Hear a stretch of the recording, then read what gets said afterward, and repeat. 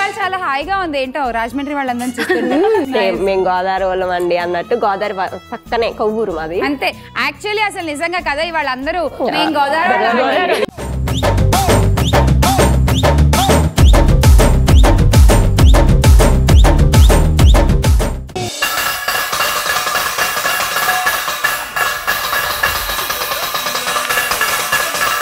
మొత్తం మోగిపోయిందా ఇంకేమన్నా నా చెవులు చిల్లిపడిపోయి ఆడవాళ్ళు ఉపయోగించే ప్లేట్ కదా అంతేగా మరి ఒక్క చపాతీ కర్ర ఒకటే తక్కువైంది ఇక్కడ